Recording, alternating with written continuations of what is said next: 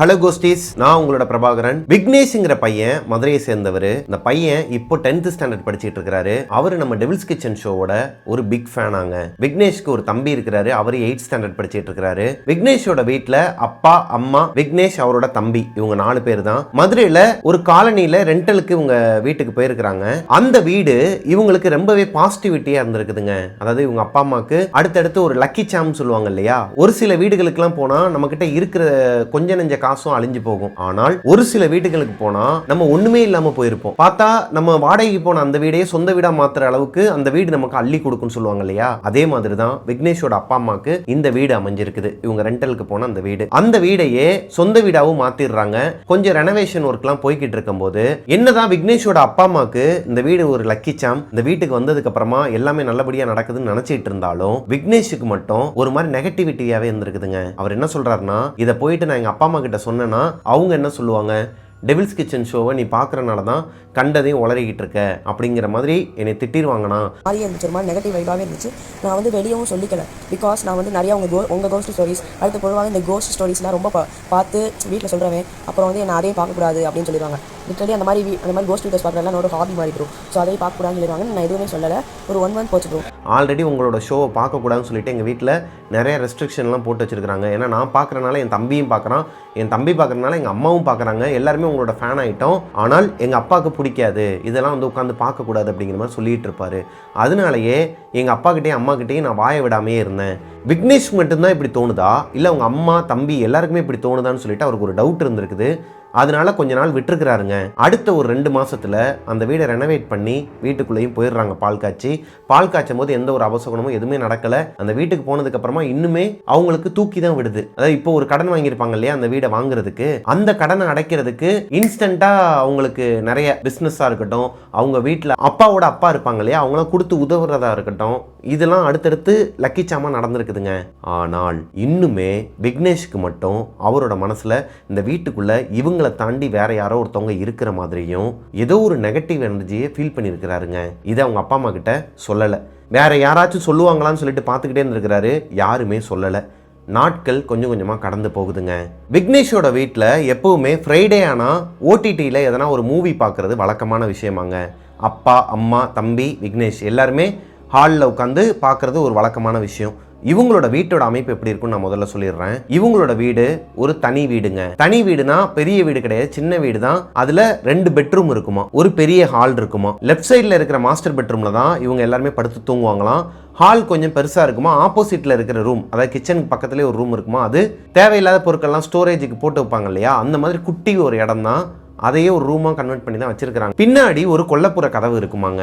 இப்போ அன்னைக்கு நைட்டு ஒரு 10 மணிக்கு தான் இவங்க எல்லாருமே ஓடிடியில படம் பார்க்கறதுக்கு உட்கார்ந்துருக்காங்க.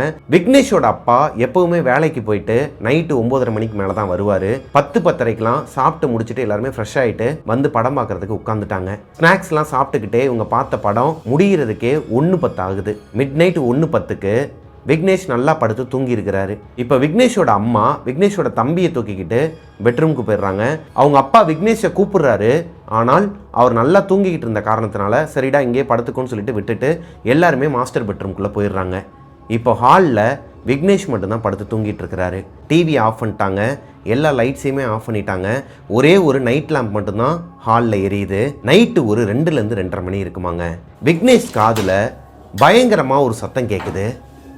யாரோ கிச்சனில் பாத்திரத்தெல்லாம் கீழே போட்டு ஏதோ உருட்டிக்கிட்டு இருக்கிற மாதிரி ஒரு சத்தம் கேட்குது. பதறி அடித்து எந்திரிக்கிறாரு. எந்திரிச்சு பார்த்தா ஹாலே ஒரு மாதிரி மயான அமைதியாக இருக்குது. அவங்க வீட்டில் அவங்க அப்பா, அம்மா, தம்பி 3 பேருமே காணோம். விக்னேஷ்க்கு இப்போ லைட்டாக ஞாபகம் இருக்குது. அவங்க அப்பா எழுப்புனது, நான் இங்கேயே படுத்துக்கிறேன்ப்பான்னு சொல்லிட்டு இவர் சொன்னது, அவங்க எல்லாருமே உள்ளே போனதெல்லாம் ஞாபகம் இருக்குது. எந்திரிச்சு டைம் பார்க்குறாரு. வால் கிளாக்கில் 2:30 மணி ஆகுது. இந்த டைம் கிச்சனுக்குள்ளே யார் உருட்டிக்கிட்டு இருப்பா? இவங்க வீட்டில் இவங்களை தாண்டி யாருமே கிடையாது. அப்படி இருக்கும் பட்சத்தில் யாரோ ஒருத்தவங்க இருக்கிறாங்கங்கிறது இவருக்கு தெரிஞ்சிருது. விக்னேஷ் படுத்திருக்கிற சோஃபாவில் லெஃப்ட் சைடில், இந்த ஹாலில் லெஃப்ட் சைடில் தான் கொல்லப்புற கதவு இருக்குது. அந்த கதவுக்கு பக்கத்துலேயே ஒரு விண்டோ இருக்குமாங்க. அது கண்ணாடி ஜன்னல். பின்னாடி யாராச்சும் நின்னாங்கன்னா லைட்டாக டிரான்ஸ்பரன்சியாக அந்த கண்ணாடியில் தெரியுமாங்க ஜன்னலில். இப்போது வெளியே லைட்டு போட்டிருக்குது. 2:30 மணிக்கு யார் வெளியே லைட்டு போட்டிருப்பா? அது மட்டும் இல்லாமல் அந்த ஜன்னல் மேலே யாரோ ஒருத்தவங்க அந்த பக்கம் நின்னாங்கன்னா ஒரு ஷேடோ விழுகும் இல்லையா, அந்த ஷேடோ விழுந்திருக்குது. விக்னேஷ்க்கு ஒரு மாதிரி தூக்கி போட்டிருக்குதுங்க. என்னடா அது 2:30 மணிக்கு வெளியே லைட் எரியுது, ஆனால் உள்ளுக்குள்ளே டோர் லாக்கில் இருக்குது, மெயின் டோரும் லாக்கில் இருக்குது, ரூம் டோரும் லாக்கில் இருக்குது, வெளியே யாரோ ஒருத்தவங்க நிற்கிறாங்க, அவங்களோட ஷேடோ தெரியுது, கிச்சன்லேயும் யாரோ ஒருத்தவங்க உருட்டிக்கிட்டு இருக்கிறாங்க. என்ன பண்ணுறதுனே தெரியாமல் பயந்துட்டு இந்த பையன் உட்காந்துக்கிட்டே இருந்திருக்கிறாரு. ஒரு கடத்துக்கு மேலே போய் பார்த்துக்கலான்னு சொல்லிட்டு எந்திரிச்சு போய் பார்த்தா கிச்சனில் யாருமே இல்லை. ஆனால் இந்த பாத்திரங்கள் எல்லாமே கீழே விழுந்து கிடக்குது. இந்த சத்தம் கேட்டு இந்நேரம் அவங்க அப்பாவோ அம்மாவோ வெளியே வந்திருக்கணும். ஏன் வரலை? அப்பா அவங்களுக்கு கேட்கலையா? இப்போ தான் விக்னேஷோட மனசுக்குள்ளே நம்ம நினச்சது தப்பு கிடையாது, இந்த வீட்டில் நம்மளை தவிர்த்து வேறு ஏதோ ஒரு ஆத்மா இருக்குங்கிறத புரிஞ்சுக்கிறாருங்க. பயந்துட்டு வேகமாக போயிட்டு அவரோட பெட்ரூமில் படுத்துக்கிறாரு அவங்க அப்பா அம்மா கூட. நைட்டு நடந்த இந்த சம்பவத்தை அவங்க அப்பா அம்மா கிட்ட சொல்லவே இல்லை. சொல்லலாமா வேணாமாங்கிற ஒரு பயத்திலே இருக்கிறாரு. ஏன்னா இந்த டெவில்ஸ் கிச்சன் ஷோ பார்க்கறனால தான் உனக்கு இந்த மாதிரிலாம் தோணுதுன்னு சொல்லிட்டு அவங்க சொல்லிடுவாங்களோங்கிற பயம் அவருக்குள்ளே இருக்குதுங்க. அடுத்து ஒரு வாரம் போகுதுங்க. இந்த ஒரு வாரமுமே விக்னேஷ் மட்டும் டிஸ்டர்பன்ஸாகவே இருக்கிறாரு. சரியான தூக்கம் கிடையாது. அவரால் நல்லாவே வேற யாரோ ஒருத்தவங்களோட ப்ரெசன்ஸை, வேற யாரோ ஒருத்தவங்க இவங்க வீட்டுக்குள்ளே இருக்கிறத உணர முடியுது. பக்கத்தில் வந்து உட்கார்றது, இவங்க தம்பியை வந்து தலையில் தடவி கொடுக்கறது, இந்த கிராஸ் பண்ணி போகிறதுன்னு சொல்லுவாங்க இல்லையா. நான் நின்றுட்டு இருக்கிறேன்னா எனக்கு பின்னாடி யாரோ ஒருத்தவங்க கிராஸ் பண்ணி வேகமாக கூட போக மாட்டாங்க. இந்த படத்துலலாம் பார்க்குற மாதிரி மெதுவாக நடந்து போகிறது எனக்கு சைடு கண்ணில் நல்லாவே தெரியும். இருந்தாலும் எதையுமே கண்டுக்காமல் அதையும் பார்த்து இப்படி ஒரு விஷயம் வீட்டில் இருக்குன்னு தெரிஞ்சுமே அந்த பையன் டெவில்ஸ் கிச்சன் ஷோ பார்த்துக்கிட்டு இருந்திருக்கிறாரு. இப்படியே ஒரு வாரம் போகுதுங்க. அகைன் ஃப்ரைடே வருது. ஃப்ரைடே அதுவும் அவங்க அப்பா வீட்டுக்கு வந்ததுக்கப்புறமா எப்பயும் போல் கிளம்பிட்டு 10-10:30க்கெலாம் மறுபடியும் ஓடிடியில் ஒரு படம் பார்க்க ஆரம்பிக்கிறாங்க. படம் பார்த்துக்கிட்டு இருக்கும்போதே இவர் இந்த தடவை நம்ம தூங்கிடக்கூடாது, எப்படியாச்சும் உள்ளே போயிடலான்னு சொல்லிட்டு முழிக்கிறதுக்கு எவ்வளோ ட்ரை பண்ணியிருக்கிறாரு. அவங்க பார்த்த படமா இல்லை உண்மையாகவே இவருக்கு தூக்கம் வந்துச்சான்னு தெரில, அசந்து தூங்கி இருக்கிறாருங்க. அகைன் இவங்களோட அப்பா அம்மா தம்பி 3 பேருமே பெட்ரூம்குள்ளே போயிடுறாங்க. இவர் மட்டும்தான் ஹாலில் படுத்து தூங்கிட்டு இருக்கிறாரு. இப்போ அதே 2:30 மணிக்கு டிவி வால்யூம் பயங்கரமாக இருந்திருக்குதுங்க. சன் டிவியில் நைட்டு 2:30 மணிக்கு ஏதோ படம் மாதிரி ஏதோ ஒன்று போட்டிருக்கிறாங்க. அது வால்யூம் அதிகமாக வச்சு ப்ளே பண்ணால் எப்படி இருக்கும்? விக்னேஷ் பதறி அடித்து எந்திரிக்கிறாரு. எந்திரிச்சா இவருக்கு ஒரு ஷாக்குங்க. ரிமோட் இவர் பக்கத்திலேயே இல்லை, டிவிக்கு முன்னாடி வச்சிருக்கிறாங்க. இவங்களோட ஹாலில் அந்த செட்டப் எப்படி இருக்குன்னா, ஒரு 3 சீட்டர் சோஃபா இருக்குமா. இந்த சோஃபாவில் தான் இவர் படுத்திருப்பாராம். இவங்க எல்லாரும் படம் பார்க்கும்போது கீழே தான் உட்காந்துக்கிட்டோ இல்லை படுத்துக்கிட்டு படம் பார்ப்பாங்களாம். அந்த டிவி யூனிட்டுக்கு மேலே தான் எப்பயுமே ரிமோட்டெல்லாம் வைப்பாராம் அவங்க அப்பா. அங்கே இருக்கிற ரிமோட் எப்படி தன்னால் ஆன் ஆகும்? எப்பவும் போல் டைம் பார்க்குறாரு, 2:30 மணி ஆகுது. டக்குன்னு அந்த டிவி ஆஃப் பண்ணிவிட்டு உள்ளே ஓடி வந்து படுத்துருக்கிறாரு. இவருக்கு என்ன ஒரு சந்தேகம்னா, என்ன ஒரு அமானுஷமான ஒரு விஷயம்னா, அவங்க அப்பா அம்மா யாருக்குமே இந்த வால்யூம் கேட்கல. இதுக்கு முன்னாடியும் பாத்திரங்கள்லாம் கீழே விழுகும்போது அந்த சத்தத்துக்கு அவங்க எந்திரிக்கலை. இப்போவும் டிவி வால்யூம் 100ல் இருக்குது. இப்போது நீங்கள் உங்கள் வீட்டில் ஹாலில் படுத்து தூங்கிட்டு இருக்கீங்கன்னு வச்சுக்கோங்களேன். டிவியை திடீர்னு 100ல் வால்யூம் வச்சா எப்படி இருக்கும்? அசந்து தூங்கிட்டு இருக்கும்போது பதறி அடிச்சு எந்திரிப்போம் இல்லையா? அந்த மாதிரி ஒரு எக்ஸ்பீரியன்ஸ் தான் விக்னேஷுக்கு இருந்திருக்குதுங்க. இந்த சம்பவத்தையும் விக்னேஷ் அவங்க வீட்டில் ஷேர் பண்ணலை. பயம், எங்கே அவங்க அப்பா அடிச்சிருவாரோங்கிற ஒரு பயத்தில் சொல்லவே இல்லை. அடுத்து ஒரு 2 நாள் போகுதுங்க. விக்னேஷ் ஒரு நாள் ஸ்கூல் விட்டு வீட்டுக்கு வந்து பார்க்கும்போது அவங்க அப்பா அம்மா தம்பி 3 பேருமே இல்லை. தம்பியை கூப்பிட்டுக்கிட்டு அப்பா அம்மா 2 பேருமே அவங்களோட சொந்தக்காரங்க வீட்டுக்கு ஒரு வேலையாக போயிருக்கிறாங்க. இப்போது இவர் வந்ததுமே பக்கத்து வீட்டுக்காரங்க சாவி கொடுத்து, அப்பா இந்த மாதிரி அப்பாவும் அம்மாவும் வெளியே போயிருக்கிறாங்க, நீ வீட்டிலே இருப்பியாம்ப்பா, எங்கேயும் போவேனான்னு சொன்னாங்க அப்படிங்கிற மாதிரி சாவியை கொடுத்துட்றாங்க. விக்னேஷும் ஓப்பன் பண்ணி வீட்டுக்குள்ளே வந்துடுறாப்புல. வீட்டுக்குள்ளே வந்ததுக்கப்புறமா விக்னேஷ் ஃப்ரெஷ்அப் ஆகிட்டு அவருக்கு ஸ்நாக்ஸ் எல்லாம் போட்டு பவுலில் எடுத்துக்கிட்டு ஒரு ஹாரர் மூவி பார்க்குறாரு டிவியில். அப்போ கூட பாருங்கள் எப்பேற்பட்ட பையன்ட்டு. ஹாரர் மூவி பார்த்துக்கிட்டு, அதுவும் இந்த ஹாரர்னால் பியூர் ஹாரர் கிடையாது, காமெடியான ஹாரர் மூவி ஒன்று போட்டு ப்ளே பண்ணி பார்த்துட்டு இருக்கிறா. அப்படி விக்னேஷ் டிவி பார்த்துட்டு இருக்கும் போதே திடீர்னு கரண்ட் ஆஃப் ஆயிடுது. டிவியில் பேய் படம் பார்க்கும்போது கூட அந்த பையனுக்கு இந்த அளவுக்கு பயம் வரலங்க.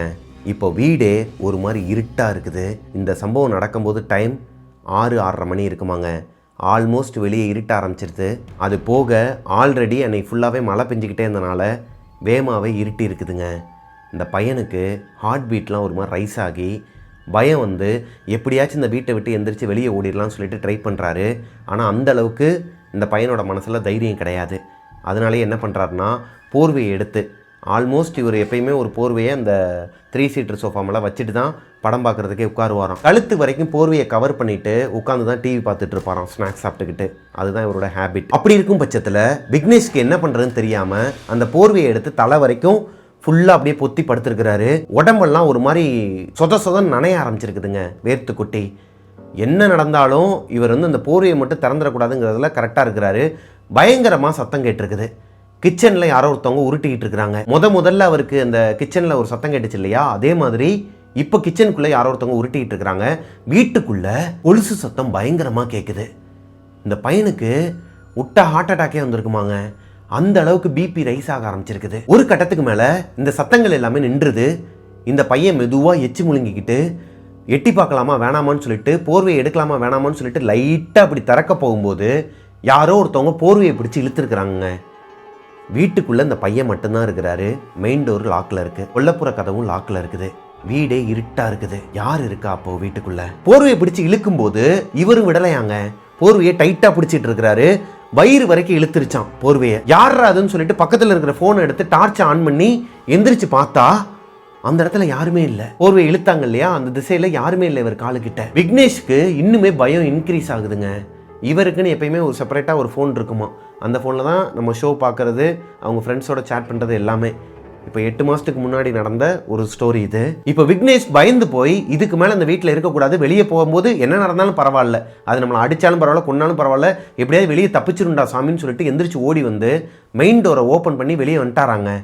அப்போ வரைக்கும் அவரை யாருமே உள்ளே இழுத்து போடல. வேற எந்த அமானுஷ உருவத்தையும் அந்த வீட்டில் அவர் பார்க்கல. அவங்க அப்பா அம்மா வர வரைக்கும் விக்னேஷ் வீட்டுக்குள்ளேயும் போகலை. வெளியே வந்ததுக்கு அப்புறம் தான் அவருக்கு ஒரு விஷயம் தெரியுது. விக்னேஷோட வீட்டில் மட்டும்தான் கரண்ட்டு போயிருக்குது. வெளியே எல்லாரோட வீட்லையுமே கரண்ட் இருக்குது. பக்கத்து வீட்டுக்காரங்க வீட்டில் போய் உட்காந்துருக்கிறாரு கொஞ்ச நேரம். அவங்க என்ன தான் தெரிஞ்சவங்களாக இருந்தாலும், க்ளோஸ் டு ஹார்ட்டாக இருந்தாலும் ரொம்ப நேரம் உட்காந்துருக்கக்கூடாது இல்லையா, அவங்களுக்கு ஒரு மாதிரி சடப்பாக இருக்கும். அதனால அங்கே உட்காராமல் வெளியே வந்து உட்காந்துருக்கிறாரு. அந்த ஏரியாவில் இருக்கிறவங்க எல்லாருமே கேட்டிருக்கிறாங்க, ஏன்பா உள்ளே போல, வெளியே ஏன் உட்காந்துருக்குன்னு சொல்லும்போது அவங்கக்கிட்ட சொல்ல முடியுமா எங்கள் வீட்டில் பேய் இருக்குன்னு? சொந்த வீடாக வேறு ஆகிப்போச்சு, இதை எவ்வளோ கஷ்டப்பட்டு அவங்க அப்பா அம்மா வாங்கியிருக்காங்கிறது அவருக்கு தெரியும். அதனால் மெல்லவும் முடியாமல் முழுங்கவும் முடியாமல் யாருக்கிட்டையும் சொல்ல முடியாமல் அந்த பையன் பாவங்க தவிச்சிருக்கிறாங்க. இப்போது அவங்க அப்பா அம்மா எல்லாருமே வீட்டுக்கு வந்துடுறாங்க. அவங்க வரதுக்கு ஒரு 10 நிமிஷத்துக்கு முன்னாடி கரண்ட் வந்துடுது. வீட்டுக்குள்ளே உட்காராமல் ஏன்டா வெளியே உட்காந்துருக்குன்னு சொல்லிட்டு அவங்க அப்பா கேட்கும்போது இவர் எதுவுமே சொல்லலை. ஒன்றும் இல்லைப்பா, எனக்கு உள்ளேயே உட்காந்துருக்கிறதுக்கு போர் அடிச்சிச்சு, அதனால தான் வெளியே உட்காந்துருக்கேங்கிற மாதிரி சொல்லி சமாளிச்சிடுறாரு. இப்போது குடும்பத்தோட வீட்டுக்குள்ளே போயிட்டு டோரை லாக் பண்ணதுக்கப்புறமா ஒரு அரை மணி நேரம் போகுது. எல்லாருமே சாப்பிட்டுட்டு போய் படுக்கலான்னு சொல்லிட்டு போகும்போது கரண்ட் ஆஃப் ஆயிடுது. விக்னேஷோட அப்பா கரண்ட்டு போனதுக்கப்புறமா மெழுகுவர்த்தி ஏற்றி கொண்டு வந்திருக்கிறாருங்க. அதாவது ஹாலில் ஒன்று, கிச்சனில் ஒன்று, அவங்களோட ரூமில் ஒன்று வைப்பாங்களாம் எப்பயுமே கரண்ட்டு போச்சுன்னா. அப்படி எடுத்துகிட்டு வரும்போது அவருக்கு பின்னாடி, இப்போ நான் மெழுகுவர்த்தி எடுத்துகிட்டு வரேன்னு வச்சுக்கோங்களேன், கரண்ட்டு போச்சு, இந்த இடமே இருட்டாக இருக்குன்னா அந்த வெளிச்சத்துக்கு என்னோட ஷேடோ இப்படி விழுகும் இல்லையா பின்னாடி, அவரோட ஷேடோவுக்கு பின்னாடி ஒரு பொண்ணோட ஷேடோவாங்க.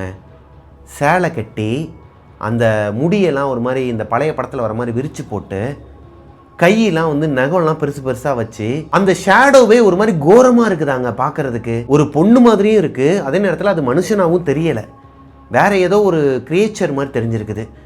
இதை விக்னேஷ் மட்டும் பார்க்கலங்க, இந்த உருவத்தை விக்னேஷ் மட்டும் பார்க்கலங்க, விக்னேஷோட அம்மா, விக்னேஷோட தம்பி, மொத்தம் 3 பேர் பார்த்துருக்குறாங்க. இப்போது அலறி அடித்து கத்திருக்கிறாங்க விக்னேஷோட அம்மா. என்னமோ எதுன்னு சொல்லிட்டு அவங்க அப்பா மெழுகுவர்த்தியை கீழே போட்டு மறுபடியும் அதை பொறுத்திட்டு என்னாச்சுமோன்னு சொல்லிட்டு வந்து கேட்கும்போது விக்னேஷோட அம்மா அவங்க அப்பா கிட்ட பார்த்த விஷயத்த சொல்லும் போது, அம்மா அப்படிலாம் ஒன்றும் இருக்காதுமா, என்னோட ஷேடோவே டபுளாக தெரிஞ்சிருக்கும், நீங்கள் வேறு மாதிரி பார்த்துருப்பீங்கன்னு சொல்லிட்டு அவர் எவ்வளவோ கன்வின்ஸ் பண்ணுறதுக்கு ட்ரை பண்ணுறாரு. ஆனால் இவங்க அழுகையை நிப்பாட்டவே இல்லை. இதுதான் கரெக்டான டைமிங் சொல்லிட்டு விக்னேஷ்மே ஸ்டார்டிங்லேருந்து என்ன நடந்துச்சோ எல்லாத்தையுமே சொல்கிறாரு அவங்க அப்பா கிட்ட. அதுக்கு அவங்க அப்பா திட்டி அவரை ஓங்கி ஒரு அறை அரைஞ்சி, இதுக்கு தான் அந்த ஷோ பார்க்காதன்னு சொன்னேன், அது பார்க்குறதுனால தான் உனக்கு இந்த மாதிரிலாம் தோணுதுன்னு சொல்லிட்டு அந்த பையனை திட்டி விட்டுட்டு எல்லாருமே போய் படுத்து தூங்குங்கன்னு சொல்லிட்டு ஹாலில் தான் இன்றைக்கி எல்லாருமே படுத்துருக்குறாங்க. கரண்ட் இல்லை, 2 ஜன்னலையும் ஓப்பன் பண்ணி விட்டுறலாம், ஃப்ரண்ட் விண்டோவையும் பேக் விண்டோவையும் ஓப்பன் பண்ணி விட்டுறலாம், கிச்சன்லேயும் ஓப்பன் பண்ணி விட்டுறலாம், ஹாலில் படுத்து தூங்கலாம்னு சொல்லிட்டு எல்லாருமே ஹாலில் தான் படுத்து தூங்கிட்டு இருந்திருக்கிறாங்க.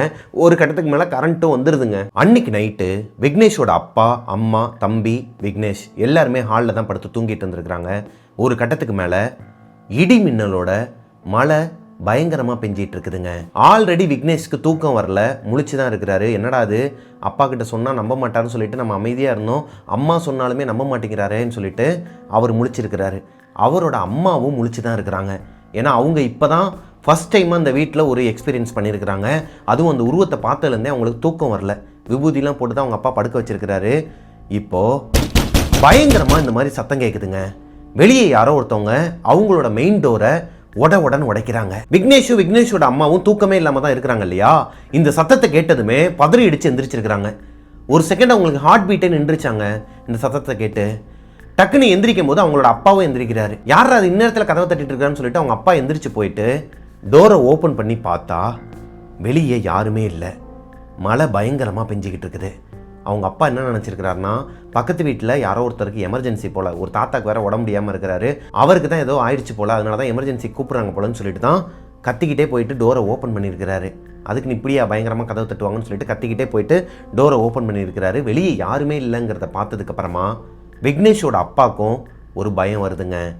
ஒருவேளை தன்னோட பையனும் ஒய்ஃபும் சொல்கிறது உண்மையாக இருக்குமோ அப்படிங்கிற மாதிரி இவங்க 2 பேரையும் பார்த்துட்டு டோரை லாக் பண்ணிவிட்டு வராரு. அப்போது கரண்ட் வந்துடுது. வீட்டில் கரண்ட் வந்ததுக்கப்புறமா எல்லாருமே ஹாலில் படுக்க வேணாம், வாங்க மாஸ்டர் பெட்ரூமுக்கு போயிடலான்னு சொல்லிட்டு உள்ளே கூட்டு போயிருக்கிறாரு. அகைன் வெளியே யாரோ ஒருத்தவங்க கதவை போட்டு உடன்னு உடைக்கிறாங்க. இப்போது அவங்க அப்பா டோரை ஓப்பன் பண்ணாமல் விண்டோவை ஓப்பன் பண்ணி பார்க்குறாரு. பக்கத்துலேயே ஒரு விண்டோ இருக்குன்னு சொன்னேன் இல்லையா, கொல்லப்புற கதவு பக்கத்துலேயும் ஒரு விண்டோ இருக்கும், அதே மாதிரி மெயின் டோர் பக்கத்துலேயுமே ஒரு விண்டோ இருக்கும். இந்த விண்டோவை மெதுவாக ஓப்பன் பண்ணி வெளியே பார்த்தா அங்கே யாருமே இல்லையாங்க. ஆனால் சத்தம் மட்டும் எப்படி வரும்? கதவை போட்டு உடைக்கிற சத்தம்.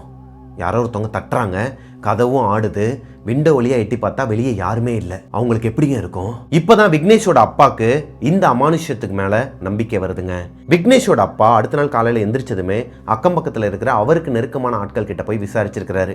வீட்டில் நடந்த இந்த சம்பவங்களை பற்றிலாம் எதுவுமே ஷேர் பண்ணாமல், இங்கே எதனா நடந்துச்சா, இதுக்கு முன்னாடி இருந்தவங்க எதனால் காலி பண்ணிட்டு போனாங்க, இந்த வீட்டை நான் கேட்ட உடனேயுமே ஓனர் கொஞ்சம் கூட யோசிக்காமல் கம்மியான விலையில் எப்படி கொடுத்தாரு, ஏன்னா இவர் பார்கெயின் பண்ணியிருக்கிறாரு. இப்போ அவர் ஒரு 20 லட்ச ரூபா சொல்கிறாருன்னு வச்சுக்கோங்களேன், சார் 10 லட்ச ரூபானா நான் இப்போயே வாங்கிக்கிறேன் சார்னு சொன்னால் உடனே கொடுத்துட்டு போயிருக்கிறாரு இந்த வீடை. இவ்வளோ லக்கிச்சாமாக இருக்கிற வீடு, ஒருவேளை லக்கிச்சாமாக இருக்கிறனால தான் நம்ம கேட்டவனே கொடுத்துட்டாரு போலான்னு நினச்சிட்டு இவரும் விட்டுருக்கிறாரு. இப்போ தான் ஒரு விஷயம் புரிய வருது. விக்னேஷோட ஃபேமிலி வரதுக்கு முன்னாடி இந்த வீட்டில் ஒரு டெனன்ட் இருந்திருக்கிறாங்க, ஒரு ஃபேமிலி இருந்திருக்கிறாங்க.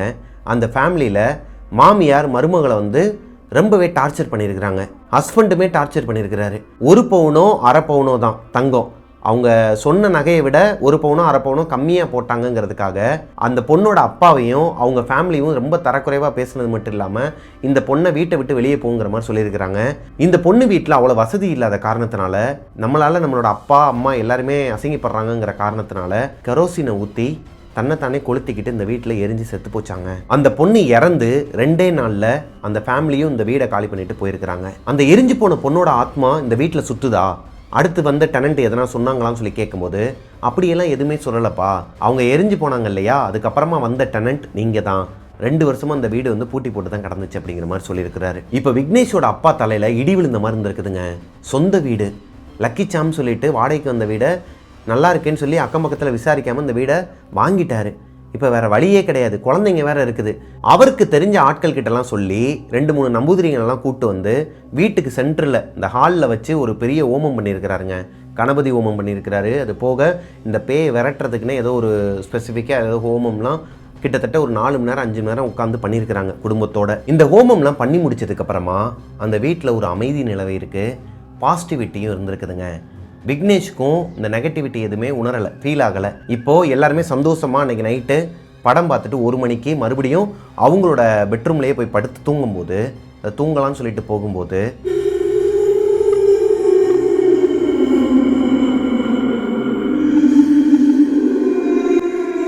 இப்படி ஒரு அழுகுரல் அவங்களோட ஹாலில் இருந்து கேட்குது. பயங்கரமாக கேட்டிருக்குதுங்க. விக்னேஷும் அவங்க தம்பியும் பயந்துக்கிட்டு அவங்க அப்பாவையும் அம்மாவையும் கட்டிப்பிடிச்சிட்டு இருக்கிறாங்க. அவங்க அப்பா வெளியே போய் பார்த்துட்டு வரேன்னு சொல்லிட்டு போகிறாரு. அவங்க அம்மா தடுக்கிறாங்க, வேணாங்க போகாதீங்க, அந்த நம்பூதிரிக்கு ஃபோன் பண்ணுங்க. அம்மா அன்டைம்லலாம் ஃபோன் பண்ண முடியாதுமா, அதுதான் எல்லாமே போயிடுச்சே, இந்த வீட்டில் எதுவுமே கிடையாது, மேபி வெளியே வேறு யாராச்சும் அழுதுகிட்டு இருக்க போகிறாங்க. எங்கள் ஹாலில் நின்று யாருங்க அழுவாங்க, மெயின் டோரும் பேக் டோரும் க்ளோஸில் இருக்குதுங்க, வெளியே இருந்து கூட யாருனா அழுதுகிட்டு இருக்கலாம்ப்பா, என்ன ஏதுன்னு பார்க்கலாம்னு சொல்லிட்டு அவர் டக்குன்னு டோரை ஓப்பன் பண்ணிவிட்டு வெளியே வந்திருக்கிறாரு. யாரும் சவுண்டாக கத்தி அழுகிற மாதிரி சத்தம் இருந்தது. எங்களை பொறுத்த வரைக்கும் என்னென்னா அதெல்லாம் பேயெல்லாம் போயிடுச்சுன்னாங்களே, இப்போ என்ன அப்படின்னு பயத்தில் திறந்து அந்த டோர் எங்கள் அப்பா திறந்துட்டாரு. கருப்பு கலரில் ஒரு உருவம் ஓரத்தில் இருக்குது. கருப்பு கலரில் புகை மாதிரியான உருவம் இவங்களோட அப்பா வெளியே வரும்போது டக்குன்னு மறைஞ்சு போயிருக்குது. அழுகுறலும் கேட்டிருக்குது. அந்த கருப்பு உருவத்தை அவங்க அப்பா லைவாக பார்த்துருக்கிறாரு. ஒரு ஃப்ராக்ஷன் ஆஃப் த செகண்டில் அந்த இடத்துல இருந்து அப்படியே மறைஞ்சிருச்சாங்க. அவங்க அப்பாவுக்கு இதுக்கப்புறம் இந்த வீட்டில் இருந்தால் வேலைக்கு ஆகாது, குழந்தைங்களோட படிப்பு உயிர் தான் முக்கியம்னு சொல்லிட்டு அந்த வீடை காலி பண்ணிவிட்டு அந்த வீடை வேற ஒருத்தவங்களுக்கு சேலும் பண்ணிட்டாங்களாம். இவங்களோட வீட்டில் இந்த கடவுளோட புண்ணியமாக என்னன்னு தெரியல, யாருக்குமே எந்த ஒரு அசம்பாவிதமோ நெகட்டிவாக எந்த ஒரு விஷயமே நடக்கலையாங்க. அது வரைக்கும் அவங்களுக்கு சந்தோஷங்கிற மாதிரி கம்மியான விலைக்கு தான் விற்றுட்டு போயிருக்கிறாரு. அவர் வாங்கின ப்ரைஸை விட இன்னுமே கம்மியான விலைக்கு தான் அந்த வீடை விற்றுட்டு போயிருக்கிறாங்க. இதுக்கப்புறமா அவங்களோட வாழ்க்கையில் எந்த ஒரு அமானுஷமும் நடக்கலையாங்க. அந்த வீட்டோட ரிஃப்ளெக்ஷன் இவங்களுக்கு இல்லை. அதாவது அந்த வீட்டிலேருந்து ஒரு அமானுஷம் இவங்க கூடயே பின்தொடர்ந்து வரலை. இவங்களோட வாழ்க்கை ஸ்மூத்தாக தாங்க போயிருக்குது. இந்த ஸ்டோரியை இன்ஸ்டாகிராமில் விக்னேஷ்ங்கிற பையன் எனக்கு சென்ட் பண்ணியிருந்தார். ஆக்சுவலாக அவரோட ஒரிஜினல் நேம் விக்னேஷ் கிடையாது. ஆனால் என்னோட ஒரிஜினல் நேம் மட்டும் சொல்லாதீங்கன்னு, மற்றபடி ஊர் நேம் எல்லாத்தையுமே சொல்லிடுங்கன்னு சொன்னால் மதுரையில் நடந்த ஒரு உண்மை சம்பவம் தாங்க 8 மாதத்துக்கு முன்னாடி. இந்த ஸ்டோரி உங்களுக்கு பிடிச்சிருக்குன்னு நம்புகிறேன். பிடிச்சிருந்துச்சுன்னா லைக் பண்ணிடுங்க. ஆக்சுவலி எனக்கு இந்த ஸ்டோரியில் சில டவுட்லாம் இருக்குதுங்க. என்னென்னா, இவங்க அந்த வீட்டில் ரெண்டலுக்கு இருந்தாங்க இல்லையா, கிட்டத்தட்ட ஒரு 2 மாதம் 3 மாதம் இருந்துட்டு லக்கி சாமா இருக்குங்கிறதுக்காக தான் இந்த வீட்டையே வாங்கியிருக்கிறாங்க. அப்படி இருக்கும் பட்சத்தில் அவங்க இருந்த அந்த 2 மாத காலகட்டத்தில் இந்த ஆத்மாவோட ஒரு ரிஃப்ளெக்ஷன் அவங்க பார்த்துருக்க மாட்டாங்களா? அதாவது ஒரு கருப்பு உருவத்தையோ இல்லை வேறு யாராச்சும் ஒருத்தவங்க இந்த வீட்டில் இருக்கிறத விக்னேஷே இந்த கதையை அனுப்புனான் இல்லையா, அந்த பையனே உணர்ந்திருக்க மாட்டானா? ஏன் வாங்கினதுக்கப்புறம் உணர்ந்தாங்க அப்படிங்கிறது எனக்கு டவுட்டாக இருந்துச்சுங்க. ஒருவேளை இந்த ஸ்டோரி உண்மையாக இருக்கும் பட்சத்தில், உண்மையாக என்னங்கிறது நமக்கு தெரியாது, இன்ஸ்டாகிராமில் எல்லாருமே எனக்கு அனுப்புவாங்க, நான் அதை என்னோட நரேஷனில் உங்ககிட்ட சொல்லிடுவேன். பட் சில ஸ்டோரிஸ்லாம் நமக்கே நிறைய டவுட்ஸ்லாம் வரும் இல்லையா, அது மாதிரி இந்த ஸ்டோரியில் எனக்கு இந்த டவுட் இருக்குது. உங்களுக்கு என்ன டவுட் இருக்கோ கீழே கமெண்ட்டில் கேளுங்க. இந்த செகண்ட் ஸ்டோரியை எனக்கு இன்ஸ்டாகிராமில் அனுப்பின பொண்ணோட பேர் தேவிங்க. அவங்க இப்போ ஒரு ஐடி கம்பெனியில் வேலை பார்த்துட்டு இருக்கிறாங்க. அவங்களோட பாஸ்ட்டில் நடந்த ஒரு விஷயத்தை தான் என்கிட்ட ஷேர் பண்ணியிருந்தாங்க. சின்ன ஸ்டோரி தான். என்னென்னா, சென்னையிலேருந்து கோயம்புத்தூருக்கு இவங்க ஒரு ரெண்டல் ஹவுஸ்க்கு வந்துடுறாங்க ஃபேமிலியாக. ஒரு 2-3 மாதம் நல்லா தாங்க போயிட்டு இருந்திருக்குது. 3 மாதத்துக்கு அப்புறமா அந்த ஹவுஸ் ஓனர் ரெண்ட்டை வந்து இன்க்ரீஸ் பண்ணியிருக்கிறாரு. அதன் காரணமாக இவங்க இந்த வீடு வேணாம், வேற ஒரு வீட்டுக்கு போயிடலான்னு சொல்லிட்டு மறுபடியும் வீடு தேட ஆரம்பிக்கிறாங்க. நிறைய வீடுங்க பார்க்குறாங்க, புரோக்கர் கிட்டலாம் சொல்லி வைக்கிறாங்க, ஆப்புங்கள்லாம் பார்க்குறாங்க. எங்கேயுமே உங்களுக்கு வீடு கிடைக்கல. சொல்லி வச்ச புரோக்கர்ஸில் ஒருத்தர் ஒரு வீடை காட்டுறாரு. ஒரு இன்டர்நேஷ்னல் ஸ்கூலாங்க கோயம்புத்தூரில். அந்த ஸ்கூலுக்கு பக்கத்துலேயே ஒரு கேட்டட் கம்யூனிட்டி, வில்லா கிடையாது, அப்பார்ட்மெண்ட் டைப்பில் இருக்கிற ஒரு கேட்டட் கம்யூனிட்டிங்க. ரொம்பவே பார்ஷான ஏரியாவாக, பார்ஷான அப்பார்ட்மெண்ட்டாம். அதுக்குள்ளே போயிட்டு 3rd ஃப்ளோரில் ஒரு வீடை காட்டியிருக்கிறாரு. இந்த வீடு அரண்மனை மாதிரி இருந்திருக்குதுங்க. வெளியே பார்க்கறதுக்கு கிராண்டாக இருந்திருக்குது, உள்ளே போய் பார்த்தா இன்னும் பிரம்மாண்டமாக இருந்திருக்குது. இந்த பிக் பாஸ் ஹவுஸ்லலாம் வீடு எப்படி இருக்கும், இன்டீரியரே சூப்பராக பண்ணியிருந்துருக்குறாங்க. ஆனால் மெயின் டோரை ஓப்பன் பண்ணும்போதே அங்கே ஒரு கருப்பு கயிறு ஒன்று கட்டி அதில் சில மந்திர அந்த தகடுன்னு சொல்லுவாங்க இல்லையா, அந்த மாதிரி தகடுலாம் தொங்க விட்டுருக்குறாங்க. லைக் நம்ம போரூர் கார்டன் ஃபேஸ் 2ல இப்போ ஒரு பேய் வீடை சந்திச்சுட்டு இருந்தோம் இல்லையா, நீங்கள் பார்க்காதவங்களுக்கு கீழே டிஸ்கிரிப்ஷனில் லிங்க் தரேன். நாங்கள் ஒரு பேய் வீட்டில் இருந்தோம் இந்த போரூர் கார்டனில். அந்த வீட்லேயும் இதே மாதிரி தாங்க சில கயிறுலாம் கட்டி அமானுஷ்யமான பொருட்கள் அங்கங்கே தொங்கிட்டு இருக்கும். இதே மாதிரியே தேவியும் அந்த வெளியே இருக்கிற கயிறு இதெல்லாம் பார்த்துட்டு ஒரு மாதிரி முகத்தில் அடிச்சிருக்குதுங்க. என்னடா அது நிறைய கயிறுலாம் தொங்குது, சரி ஓகே ஏன்னா கண்ட்ரிஸ்டிக்கு கட்டியிருப்பாங்க போலன்னு சொல்லிட்டு உள்ளே போகிறாங்க. இன்டீரியரை பார்த்தோன்னே இவங்க ஃபேமிலியில் இருக்கவங்க எல்லாருமே விழுந்துடுறாங்க. எப்படினாலும் ஒரு 21,000 ரூபாய் கிட்ட ரெண்ட் சொல்லுவாங்களாம். அவ்வளோ பார்ஷான அப்பார்ட்மெண்ட்டில் இவ்வளோ பெரிய இன்டீரியர்ஸோட கொடுக்குறாங்கன்னா 21,000 ரூபாய்க்கு கம்மியாக கிடைக்கவே கிடைக்காதான். ஆனால் ரெண்ட்டு 15,000 ரூபாய் சொல்லியிருக்கிறாங்க. இல்லைங்க ஒரு 13,000 ரூபாய்க்கு தான் நாங்கள் பார்த்துட்ருக்கோம் அப்படிங்கிற மாதிரி சொல்லும்போது, பரவாயில்ல நீங்கள் 13,000 ரூபா கொடுங்க, நான் ஓனர்கிட்ட பேசிக்கிறேன், நீங்கள் கமிஷனில் மட்டும் ஒரு 2,000 ரூபா எக்ஸ்ட்ரா கொடுங்கிற மாதிரி புரோக்கர் கேட்டிருக்கிறாரு. இவங்களுக்கு அந்த நேரத்தில் டவுட் எதுவுமே வரலை.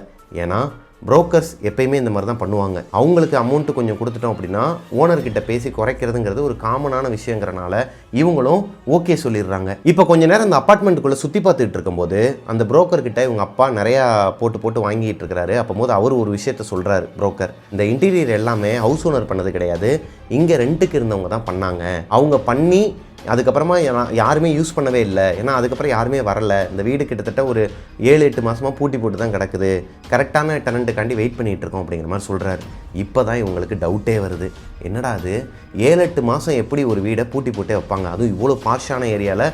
இந்த அப்பார்ட்மெண்ட்டை 20,000 ரூபாய்க்கு கொடுத்து வரதுக்கே பெரிய பெரிய ஆட்கள்லாம் இருக்கிறாங்க கோயம்புத்தூரில். அப்படி இருக்கும் பட்சத்தில் ஏன் இந்த ஃப்ளாட் வந்து 13,000 ரூபாய்க்கு நமக்கு கொடுக்கணும்? நம்ம முதல் ஸ்டோரியில் பார்த்தோம் இல்லையா, நமக்கு ஏதோ லக்கி சாம் போல் இந்த வீடு நமக்கு கிடைக்கணும்னு இருந்திருக்குன்னு சொல்லிட்டு அட்வான்ஸை கொடுத்துட்றாங்க. முதல்ல ஒரு டோக்கன் அட்வான்ஸ் கொடுத்துட்றாங்க, அடுத்த நாளே மொத்த அட்வான்ஸும் கொடுத்துட்றாங்க. கொடுத்துட்டு இந்த வீட்டுக்கு பால் காய்ச்சிட்டு வந்துடுறாங்க. பால் காய்ச்சின அன்னைக்கு கொஞ்சம் கொஞ்சமாக பழைய அப்பார்ட்மெண்ட்லேருந்து இந்த வீட்டுக்கு ஷிஃப்ட் பண்ணிகிட்டு இருந்திருக்கிறாங்க. கார்லேயே பொருட்களெல்லாம் ஷிஃப்ட் பண்ணிகிட்டு இருந்திருக்கிறாங்க.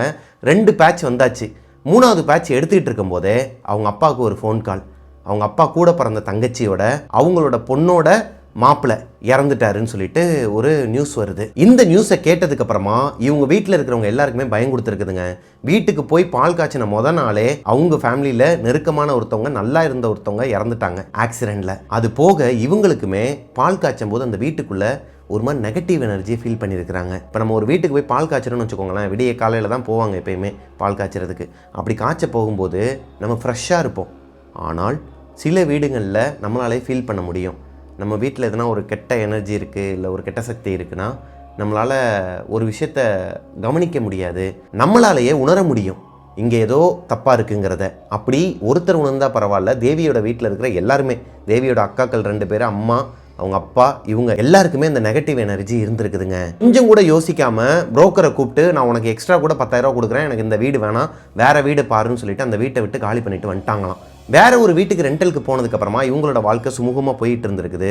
ஒரு நாள் அந்த அப்பார்ட்மெண்ட்டில் இவங்களுக்கு தெரிஞ்சவங்க, ஐடியில் வேலை பார்க்குற ஒரு பொண்ணு, தெரிஞ்சவங்க 2 வருஷத்துக்கு அப்புறமா அவங்கள போய் மீட் பண்ணுறதுக்காண்டி அங்கே போனப்போ இன்னுமே அந்த அப்பார்ட்மெண்ட் பூட்டி போட்டு தான் கிடக்குதான். இவங்க போய் குடும்பமாக பார்த்தாங்க இல்லையா, அந்த 3 BHK அப்பார்ட்மெண்ட் இன்னுமே பூட்டி போட்டு தான் கிடக்குதான். அப்போ தான் இவங்களுக்கு ஒரு மாதிரி தூக்கி போட்டிருக்குதுங்க.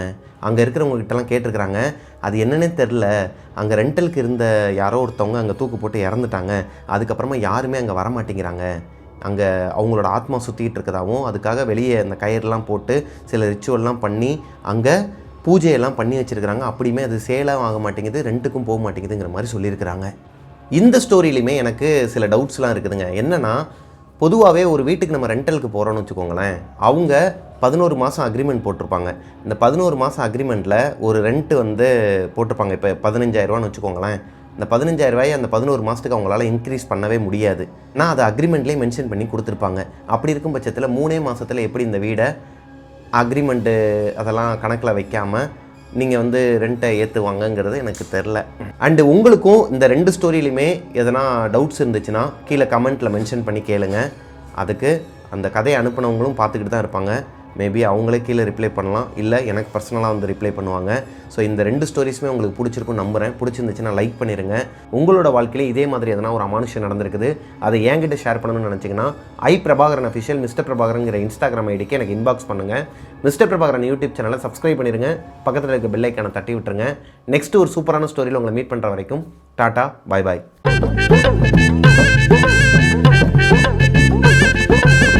அவ்வளோதாங்க, இதுதான் செகண்ட் ஸ்டோரி. இப்போது இந்த ஸ்டோரியிலுமே எனக்கு ஒரு டவுட் இருக்குதுங்க. அது எப்படி நையா வந்துட்டியா? வந்துட்டாரு ஐயா. யார் வந்திருக்கா? யார் வந்திருக்கா? யாரையா வந்திருக்கா? என்னப்பா யாரோ கதவை தட்டுறாங்க. சரி இறங்கியா, போயா. உனக்குமா? உனக்கு என்ன டவுட்டு? இரியா, அம்மாவுக்கு ஏதோ டவுட்டா, இரு என்னன்னு கேட்போம். ஏதோ போன கதையில ஒரு பிள்ளை சமைக்கவே தெரியாம ஏதோ சிலிண்டரை வெடிச்சிச்சு, சிலிண்டரை எரிய வச்சு ஏதோ சொன்னியாம்ல. அது வந்து கதையில ஒரு பிள்ளை வந்து இதாகி போச்சாம்ப்பா. சிலிண்டரை வந்து பற்ற வைக்க தெரியாதான், அதுக்கு பற்ற வைக்கவே தெரியாமல் வீட்டில் பெரியவங்களாம் இல்லாதப்ப அது பாட்டு பற்ற வைக்கிறேன்னு சொல்லிட்டு வச்சு புப்புன்னு அடிச்சிருச்சான். அதில் அது பேயா மாதிரி அங்கே இருக்கிறவங்கலாம் உயிரை வாங்கிக்கிட்டு இருக்கிறான். உன்னை ஏன்பா சொல்கிறேன்? ஓ, சமையல் தெரியாமல் அப்படின்னு சொல்லியிருப்பேன் போல் வாய் தவறி, அதனால் உன்னையும் சொல்லியிருப்பாங்க. ஐயோ, ஒரு கதையை சொல்லி முடிக்கிறதுக்குள்ள இந்த உடம்பை வச்சுக்கிட்டு இருறா. கீழே கமெண்ட்டில் என்னடான்னா, அவன் இஷ்டத்துக்கு, ஒரு சிலர் புரிஞ்சுக்கிறாங்க, சிலர்லாம் வந்துட்டு இஷ்டத்துக்கு பண்ணிக்கிட்டு இருக்காங்க. இங்கே நீ வந்து இஷ்டத்துக்கு பண்ணு, நீ வந்து இஷ்டத்துக்கு நீ கேள்வி கேளு. இங்கே பாரு ஐயா. என்னடா கையில் எதனா கிரிக்கிட்டு வர? என்ன காரு? ஆமாம். இங்கே பா, இங்கே வந்து உட்காந்துக்கோ, உன் சைஸுக்கு நீ தெரியவே மாட்டேற பாரு. அப்பாடி.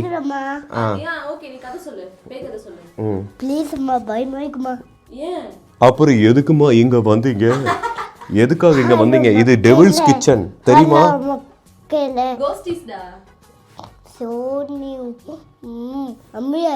ஐயோ, மிரட்டெல்லாம் பயங்கரமா இருக்கே.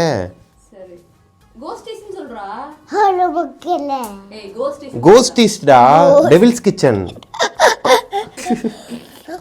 சமாளிக்காத, அசிங்கமாயிடுச்சு. பரவாயில்ல, வா சொல்லு.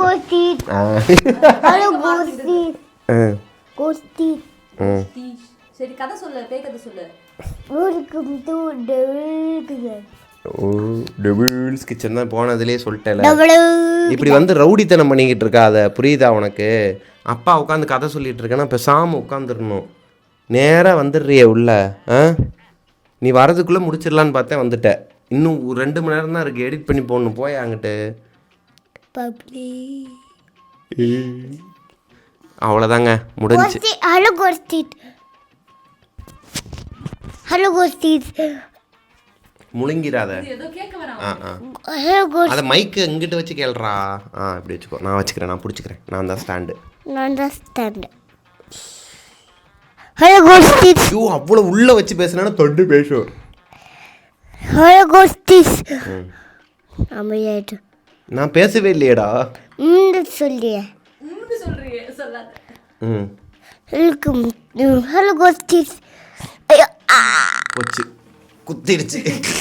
பேசு. Hello ghost is.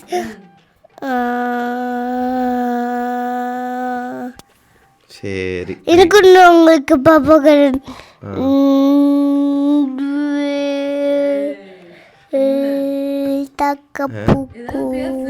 யாரு? அவன்தான்.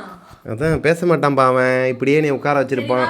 வீடியோ போட முடியாது. வெளியே போலாம். வேணாம். ஏன் தூங்க போனா உனக்கு ஏன் பிடிக்க மாட்டேங்குது? வெல்கம் டு நாளுக்கு நாள் வந்து இந்த கதை சொல்ற விஷயத்துல பேய்ங்களாம் வந்து என்னை டார்ச்சர் பண்ணதோ இல்லையோ. போடுறான் பாரு. அதான் இவன் வந்து என்னைய கதை பண்ண விடாம டார்ச்சர் பண்ணிக்கிட்டு இருக்கான்.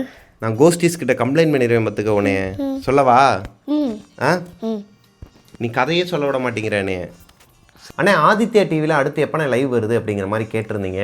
ஒவ்வொரு வியாழக்கிழமையுமே கரெக்டாக 5 to 6 மணிக்கு நான் லைவில் வருவேன் ஆதித்யாவில். இந்த வியாழக்கிழமை 5 to 6 மணிக்கு மீட் பண்ணலாம். ஸோ அந்த என்னையா ஃபேனா? வாங்கிட்டேன்யா. ஃபேன் வாங்கினியா இல்லையான்னு கேட்குற இடமா இது? போயாங்கிட்டேன். அப்படியா?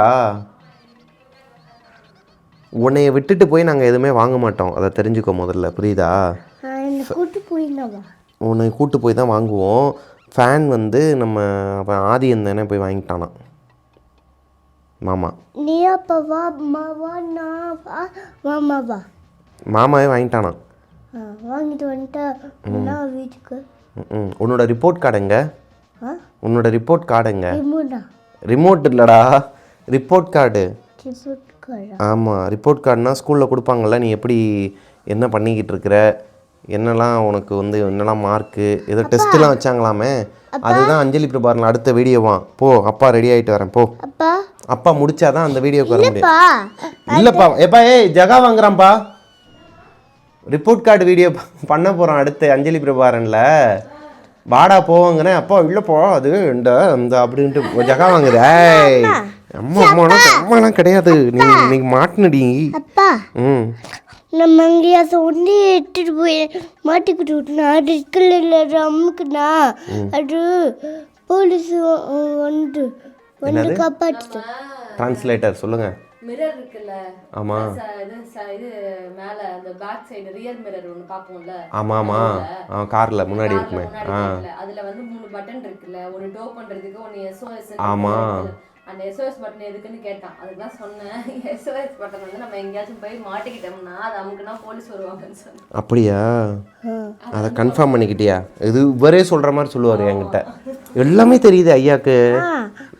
அது மட்டும் அம்முக்குனா போலீஸ் வந்துடும். சரி, அமுக்காமண்டா தேவைப்படுமா?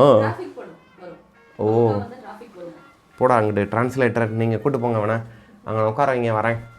ஸோ நெக்ஸ்ட்டு அஞ்சலி பிரபாகரன் வீடியோவுக்கு ரெடி ஆகணும். டாட்டா, பாய் பாய்.